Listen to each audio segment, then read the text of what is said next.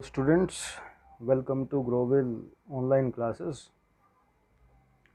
We are reading chapter number 1 in history, the French Revolution, and we have read about the causes of the revolution and the course of the revolution as well.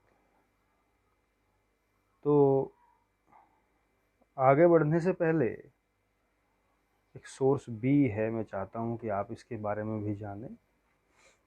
Source B ये एक revolutionary journalist रहा है।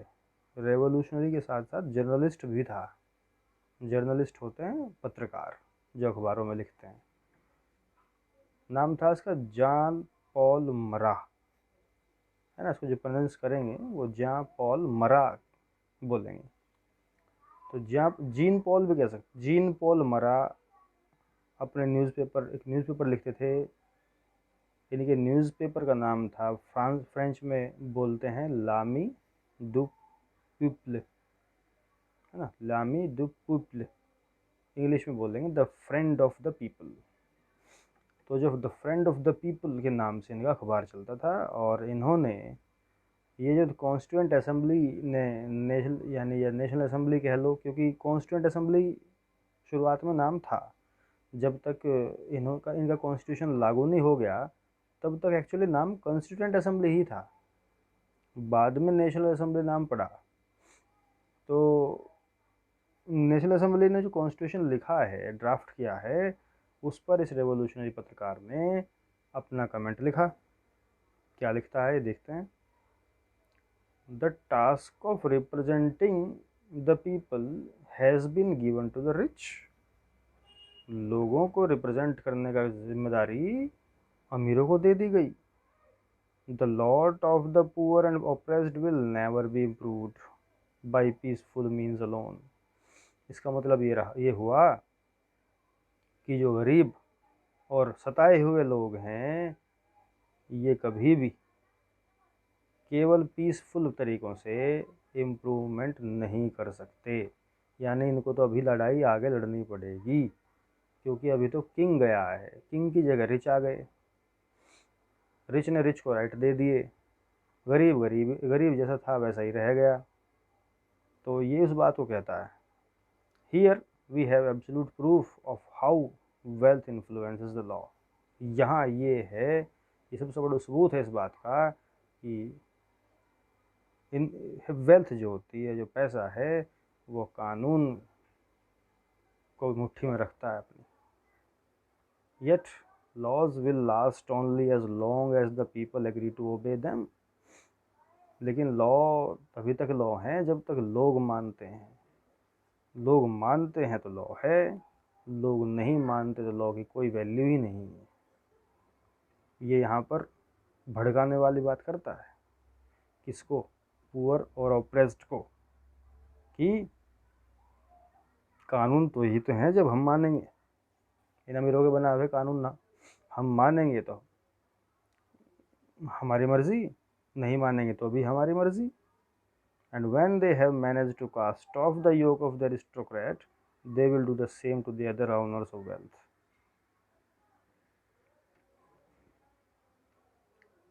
ये समझ लो, ये कहता है कि लोग अगर एरिस्टोक्रेट्स के दौर को ख़त्म करने में कामयाब हुए हैं। एरिस्टोक्रेट्स कौन है?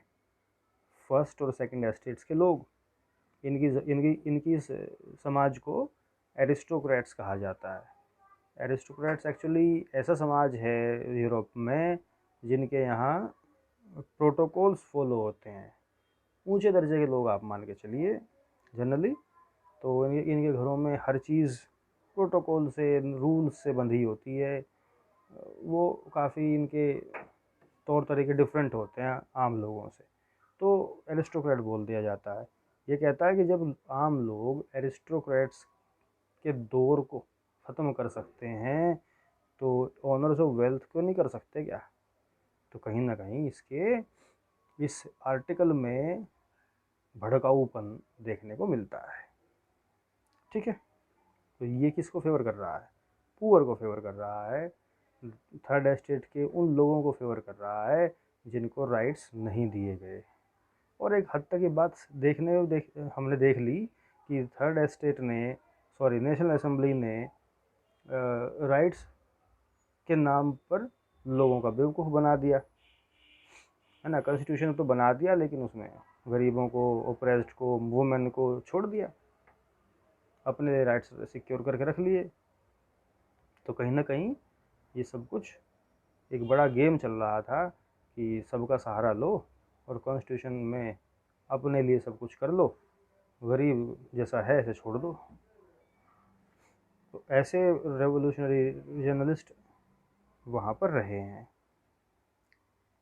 अच्छा, ये बॉक्स 1 है, ये कुछ पॉलिटिकल सिंबल्स हैं उस दौर में, जैसे कि आपने लॉ टैबलेट देखी, मैं आपको फिर से दिखा देता हूँ। ये वाली, ये जो लॉ टैबलेट है, इसमें कई चीज़ें, कई सिंबल्स दिखाई दे रहे हैं जिनके डिफरेंट मीनिंग्स हैं। अब आप थोड़ा गौर से देखिए, मैं आपको फिर से दिखा देता हूँ, फिर उन सिंबल्स के मीनिंग देखेंगे।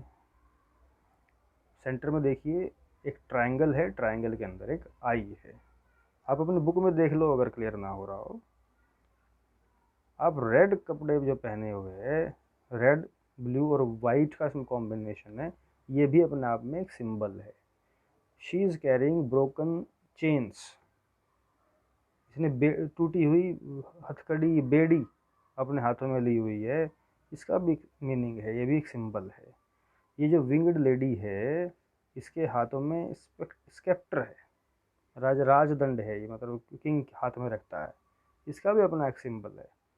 आप यहाँ पे देखिए, आपको एक रिंग दिखाई देगी, इसमें स्नेक की शेप है, स्नेक अपनी ही टेल को बाइट कर रहा है, ये भी एक सिंबल है। इसके नीचे एक रेड कैप जैसा सिंबल है, ये भी इसका भी एक मीनिंग है। उसके नीचे एक एरो है, एरो के साथ कुछ डंडियां हैं जो साथ में बंधी हुई हैं, इसका भी अपना एक सिंबल है। ये इन सब के सिंबल्स के मीनिंग्स हैं जो हम बॉक्स में समझेंगे।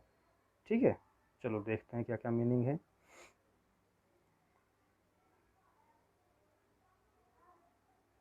अब ये बनाए क्यों गए कि भाई the majority of man and women in the 18th century, ध्यान से समझिए, 18th सेंचुरी के ज़्यादातर लोग, मैन वुमेन को लोग बोल रहा हूँ, कुड नॉट रीड और राइट, अनपढ़ थे।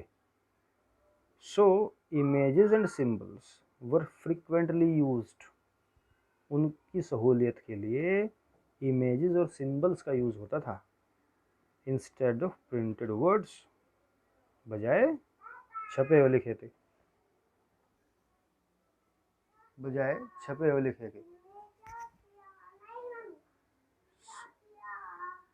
तो the painting of by the Barbier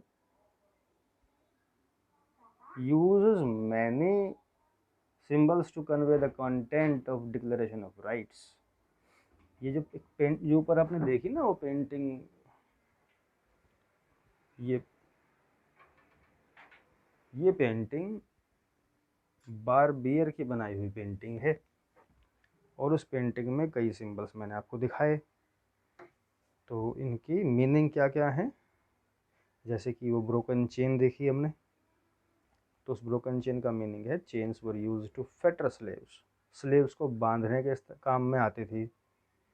तो ब्रोकन चेन का मतलब क्या हुआ कि स्लेव फ्री हो गए। दूसरा सिंबल हमने देखा एरो, और कुछ फेसेस यानी डंडियाँ बंधी हुई हैं एरो के साथ, a bundle of rods and fasces, इसका मतलब यूनिटी स्ट्रेंथ होती है। मतलब एक रॉड तो कमज़ोर है, सिंगल तो, लेकिन जब वे बंधेंगी साथ तो वे स्ट्रॉन्ग होती हैं, इसका मतलब strength lies in unity. Triangle in दिया, आई इन द ट्रायंगल देखिए आपने, eye within the triangle means the all seeing eye stands for knowledge, ये ज्ञान का प्रतीक है, हाँ नॉलेज का सिंबल है। तो इसका मतलब ये है कि लोगों को जब ज्ञान हुआ तो उन्होंने अपने लिए राइट्स तैयार किए, खुद को राइट्स दिए। स्केप्टर आपने देखा, वो विंगड लेडी ली हुई थी, ये होता है सिंबल ऑफ रॉयल पावर। तो मतलब कि रॉयल पावर जो थी उसे मेंटेन किया गया, लेकिन रॉयल पावर से कुछ पावर्स लेकर जनता को दे दी गई। और जो रिंग बीच में दिखाई मैंने आपको, snake biting its tail from a long from a ring, है ना, ऐसे दिख रहा है ना। तो सिंबल ऑफ एटर्निटी, यानी एटर्निटी होता है एक ऐसी चीज, ऐसा काल जो चलता रहे, अनंत काल होता है, ऐसे बोलते हैं अनंत काल, एटर्निटी। तो इसकी ना तो बिगिनिंग है ना एंड, यानी चलता रहेगा, यानी ये चीज़ें कंटिन्यूस प्रोसेस में रहती हैं, चलती रहती हैं। जब भी राइट्स की दिक्कत या जब इंसान को अपने एनवायरनमेंट से, अपने शासकों से, रूलर से प्रॉब्लम होती है, तो वो इस तरह के एक्शंस लेते रहते हैं। ये एक एटर्नल थिंग है, ठीक है। ये बॉक्स 1 के सिंबल्स का जिक्र है। एक और चीज़ है इसमें, दो कुछ पॉइंट्स और रह गए। रेड फ्रिजियन कैप है, वो कैप मैंने दिखाई था, फ्रिजियन कैप बोलते हैं उसको। ये स्लेव पहना करते थे। स्लेव कब पहनते थे? लेकिन अपॉन बिकमिंग फ्री, जब आज़ाद हुए।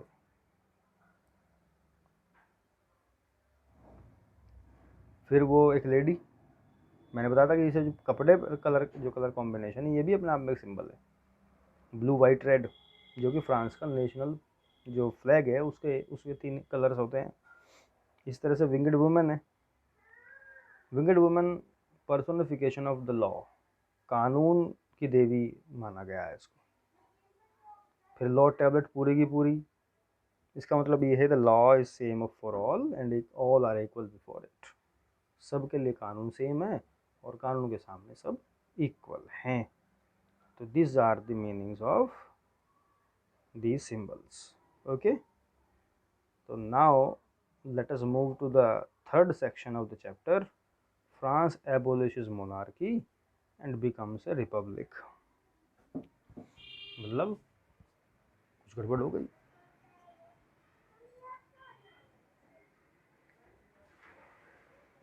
गड़बड़ क्या हो गई? अब तक तो कॉन्स्टिट्यूशनल मोनार्की बनाया गया था, मोनार्की के फॉर्मेट में चेंज किया गया था। अब ये क्या हो गया? मोनार्की एबोलिश कर दी, रिपब्लिक ले आए। समझने की कोशिश करते हैं ऐसा क्या हो गया कि इतना अच्छा सिस्टम बनाया और चल नहीं पाया। ओके, चलो let us try to find out कि हुआ क्या।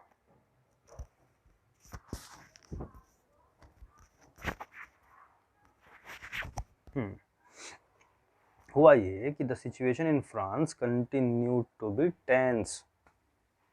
टेंस होती चली गई, मतलब हालात बिगड़ते चले गए अभी। और अब तो नेशनल असेंबली गवर्नमेंट आ गई थी, सब कुछ ठीक हो जाना चाहिए था, लेकिन हालात और बिगड़ गए। ऐसा क्यों? Although Louis the 16th had signed the constitution, कई फैक्टर देखने को मिलेंगे आप यहाँ पे कि हालात क्यों बिगड़े। पहली कि लुई 16th ने बेशक साइन कर दिया था कॉन्स्टिट्यूशन को, लेकिन आपको पता है कि कॉन्स्टिट्यूशन साइन किन हालातों में हुआ? आपको पता है कि लुई द 16th ने उससे वे साइन दबाव में किए थे, मजबूरी में किए थे, मर्जी से नहीं किए थे। कोई किंग नहीं चाहेगा कि उसकी पावर्स लिमिटेड हो जाएं, उसका जो एब्सोल्यूटिज्म है वो ख़त्म हो जाए। No kings wants. कुछ अच्छे किंग होते हैं, जैसे कि ब्रिटेन में था एक, उसने खुद ही मैग्ना कार्टा लागू कर दिया, कह दिया कि भाई कानून राजा से ऊपर नहीं होता, मैं ही किंग, आप कॉन्स्टिट्यूशन बनाइए। लेकिन ज़्यादातर किंग नहीं चाहेंगे। तो लुई ने से थोड़ा चाहता था कि कॉन्स्टिट्यूशन साइन हो जाए, तो दबाव में किया। तो इसीलिए उसने एक he entered into secret negotiation with the king of Prussia. King of Prussia से उसने डील कर ली, एक बातचीत कर ली छिप छिपा के कहीं। क्या कर ली? कुछ बातचीत कर ली कि भाई मुझे बचाओ, अगर मुझे नहीं बचाओगे, मेरे यहाँ अगर ऐसा हो जाता है तो कल आने वाले टाइम में प्रशा में भी ऐसा ही होगा, ध्यान रखना इस बात का, इसलिए मेरी हेल्प करो आज। ये किंग लुई XVI ने इसे बोला होगा, किंग ऑफ प्रशा से बोला होगा, तो उसने हाँ कर दी, ठीक है मैं आपकी हेल्प करूँगा, मैं आपको फ्री कराऊँगा, मैं फोर्स भेज दूँगा आपके यहाँ पे। तो इसका मतलब ये रहा कि rulers of other neighbouring countries to were worried by the developments in France. सिर्फ प्रशा नहीं, फ्रांस के चारों तरफ जो दूसरे स्टेट्स थे उनके रूलर्स भी परेशान थे इस बात को लेकर कि फ्रांस में ये क्या हो रहा है, और जो कुछ हो रहा है गलत हो रहा है हमारे हिसाब से तो भाई। इसीलिए made plans to send troops, army भेजने का प्लान बना लिया कि भाई ये जो हो रहा है ये सब कुछ रोको, ट्रूप्स भेजो यहाँ, फ्रांस में ट्रूप भेजने का प्लान बना लिया। लेकिन बिफोर दिस कुड हैपन, सबसे ऊपर लाइन पढ़ रहा हूँ, before this could happen the national assembly voted in April 1792 to declare war against Prussia and Austria. इन्हें भनक लग गई इस चीज़ की कि भाई ऐसा होने वाला है, इससे पहले कि ये कंट्री इनके ऊपर हमले करते, नेशनल असेंबली ने वोट करके अप्रैल 1792 में प्रशा और ऑस्ट्रिया के अगेंस्ट अपनी तरफ से ही वॉर डिक्लेयर कर दिया। और समझिए इस बात को कि वॉर लड़ने में कौन है, आर्मी नहीं जा रही है, बल्कि थाउजेंड्स ऑफ वॉलंटियर्स जा रहे हैं। वॉलंटियर होते हैं जो अपनी मर्जी से जाएं, बिना पैसे के काम करें, उनको बोलते हैं वॉलंटियर, स्वयंसेवी। ये वे थे अलग अलग जगहों से, पूरे फ्रांस से, जगह जगह से thousands of volunteers throng from the provinces to join the army. आ गए आर्मी ज्वाइन करने कि लाओ जी हमें ड्रेस दो, हमें हथियार दो, हम ले आएंगे लड़ने। वैसे भी मोस्टली ऐसे ही हुआ करते थे, बस जैसे मैंने बताया ना आपको कि जागीरदार यानी जो फ्यूडल से लॉर्ड्स होते थे वे यही चीज़ करते थे, सिर्फ भीड़ दिखानी होती थी आर्मी में। तो जैसे कोई वॉर होता था तो उन पेजेंट्स को ही, उन मज़दूरों को ही, उन स्लेव्स को ही ड्रेस पहनाकर, बंदूकें देकर आर्मी में जो शामिल कर दिया करते थे, जिससे कि भीड़ दिखाई दे। अदरवाइज ट्रेंड सोल्जर्स कम ही हुआ करते थे। तो ये वॉलंटियर थे बस इस बार, क्योंकि इन्हें नेशनलिज्म का फीलिंग थी ना कि भाई हमारा देश है, हमारा फ्रांस है, हम इसे बचा के रहेंगे, हम इसे कुछ बनाएंगे। तो भाई वॉलंटियर्स जगह जगह से आर्मी में आ गए। तो उन्होंने देखा कि भाई अभी जो ये वॉर हो रहा है, ये हमारा वॉर किंग और एरिस्टोक्रेट से खिलाफ है, सारी जो मोनार्की है उसके अगेंस्ट है। ऐसे में एक जगह से लोग आए थे, जगह का नाम था मार्सेल। मार्सेल, ये सबसे ऊपर की लाइन में देख पढ़ लीजिए, MARSEILLES, मार्सेल नाम बोला जाता है। मार्सेल से जो लोग आए उन्होंने सॉन्ग गा रहे थे, पैट्रियोटिक सॉन्ग था ये, देशभक्ति गीत था यानी, और उसका नाम उन्होंने मार्सिले रखा था, क्योंकि मार्सेल के लोग गा रहे थे तो मार्सिले। ये कंपोज्ड बाई द पोएट रोजे दे लाइल, बोलते हैं इसे, रोजे दे लाइल। इन्होंने, इस पोएट ने लिखा था, तो मार्सेले के लोग गा रहे थे इसको। तो जब ये मार्च कर रहे थे यानी पेरिस की तरफ कूच कर रहे थे, तो वे इस सॉन्ग को गा रहे थे। तो चूँकि ये पहला ऐसा एक सॉन्ग था, पैट्रियोटिक सॉन्ग, जिसमें आम जनता ने पार्टिसिपेट किया, ऐसी लड़ाई के लिए एक सॉन्ग था। तो after becoming fully democratic France में ये सॉन्ग आज नेशनल एंथम के तौर पे याद किया जाता है। बल्कि मतलब जैसे हमारे यहाँ ना जनगण मन अधिनायक जय है, उसी तरह से ला मार्सिले फ्रांस का नेशनल एंथम है आज। तो ये लेजेंड है इसके पीछे कि क्यों बना नेशनल एंथम मार्शल है, ठीक है। तो अब देखो वॉर होता है तो भाई फ़ायदा किसी को नहीं हो, फ़ायदा होता है सिर्फ जीत हार में, लेकिन फाइनेंशियल लॉसेस बहुत होते हैं, इकोनॉमिक लॉसेस होते हैं, सोशल लॉसेस होते हैं, जिंदगियां जाती हैं। तो वहाँ भी हुआ, revolutionary wars brought losses and economic difficulties to the people. क्यों? क्योंकि while the men were away fighting at the front, अब मैन तो चले गए लड़ने, अब देश में कौन रह गया? बच्चे और औरतें, बूढ़े। इनकी देखभाल कौन करे? बच्चे तो करेंगे नहीं, बच्चे तो खुद डिपेंडेंट है, बूढ़े नहीं कर सकते, खुद डिपेंडेंट है, तो कौन करे? Women. Women were left to cope with the tasks of earning a living and looking after their families. घर भी संभालना है, पैसा भी कमाना, दोनों जिम्मेदारियां वुमेन के ऊपर गिर गई। अब यहाँ देखिए वुमेन कितना जिम्मेदारी ले रही है, वुमेन कितना बड़ा रोल प्ले कर रही है, घर भी संभाल रही है, घर के बाहर के पैसा कमा के ला रही है। अब चूंकि large sections of the population, ज़्यादातर लोग ये चाह रहे थे कि that the revolution had to be carried further. क्यों? क्योंकि the constitution of 1791 gave political rights only to the richer sections. अभी revolution पूरी नहीं हुई है, अभी गरीबों को राइट्स नहीं मिले हैं, रिचर सेक्शन को राइट्स मिले हैं। इसमें जब तक चेंज नहीं होगा तब तक रेवोल्यूशन आगे चलती रहनी चाहिए, रुकना नहीं चाहिए यहाँ पर। तो रिजल्ट ये हुआ कि पॉलिटिकल क्लब्स बड़े इंपॉर्टेंट हो गए, छोटे छोटे पॉलिटिकल क्लब्स बन गए फ्रांस में, जगह जगह। जो डिस्कशन जहाँ बैठ के लोग करते थे उसे क्लब बना दिया उन्होंने।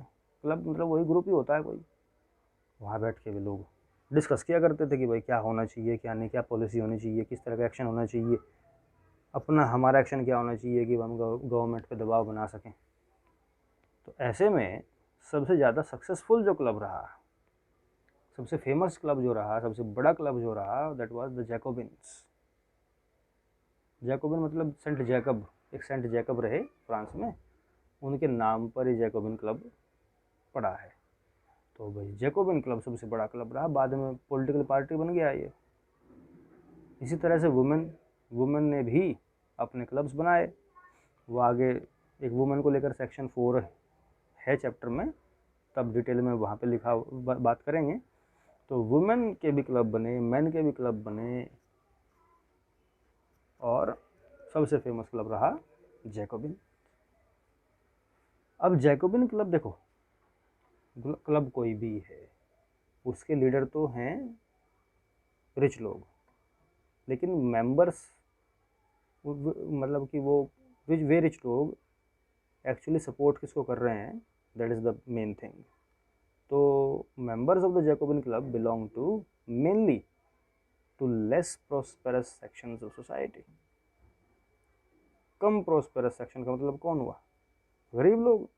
गरीबों को सब, ये गरीब लोग मेंबर ज़्यादा थे इसके, जैसे स्मॉल शॉपकीपर्स, आर्टिसंस, शू मेकर है, पेस्ट्री कुक्स है, वॉच मेकर्स हैं, प्रिंटर्स हैं, सर्वेंट्स हैं, डेली वेज वर्कर्स हैं। इस तरह के जो नॉन प्रोस्पेरस सेक्शन के लोग हैं वे सब इसके मेंबर्स हुआ करते थे।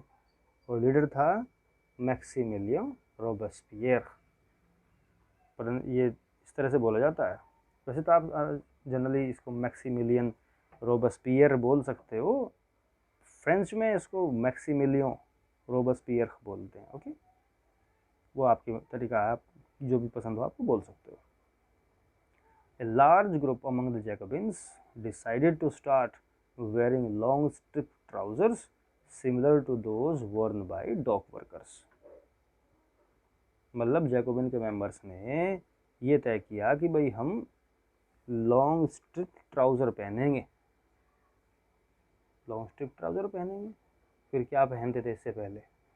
एक्चुअली फ्रांस फैशन का भी एक गढ़ रहा है, और वे लोग शुरुआत में, चूँकि भाई जो चीज़ शुरुआत में डेवलप होती है ना, अजीब व गरीब तरीक़ों से होती है, धीरे धीरे आकर वहाँ उसमें चेंजेस आते हैं, तब जाकर उसमें सुधार होते हैं।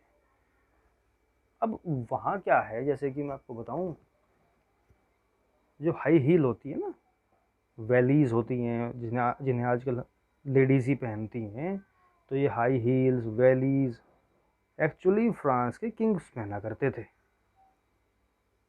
वहाँ से स्टार्टिंग हुई है। फिर इन्हें अकल आई भाई एक्चुअली वुमेन के पैरों में सही अच्छी लगेंगी, मेन को नहीं पहननी चाहिए। उसी तरह से इनके यहाँ फ्रांस में फैशन ये था कि जैसे शू है, वैली नुमा शू है या जनरल सा शू है, उसके जो जुराब है, जो सॉक है, वो घुटनों तक, घुटना भी कवर करेगी, वो घुटनों तक कवर करती थी, समझे? घुटनों तक कवर कर, उसको बोलते हैं नी ब्रीच, नी तक कवर करती। और उस नी ब्रीच के ऊपर लोग हाफ पैंट पहनते थे, यानी घुटनों तक की पैंट, घुटनों के नीचे ब्रीच और फिर shoe. This was the fashion. किनका? रिच लोगों का, प्रोस्पेरस लोगों का, जनरल लोगों का भी फैशन यही था, क्योंकि तो जब आपको पता ही है कि कॉमन पीपल लोगों को, अमीर लोगों को फेवर कॉपी करते ही हैं। गरीब या डॉक वर्कर या निचले वर्कर जो थे वो ऐसी पैंट पहनते थे जैसे कि आपके सामने है। आज जो मेन जनरल फैशन है फुल पैंट, इस तरह की स्लीवलेस ट्राउजर्स पहनते थे। यही पहननी शुरू कर दी उन लोगों ने फिर। तो इनको क्या कहा गया? सांकुलोथ। ये वर्ड यहीं से पढ़ लो, इसे कहा जाता है सांकुलोथ, है ना? सांस कहेंगे, सांस नहीं कहते इसको, सांस बोलते हैं, सांकुलोथ। तो मैन ऐसे कपड़े पहनता था, वुमेन ऐसे कपड़े पहनती थी।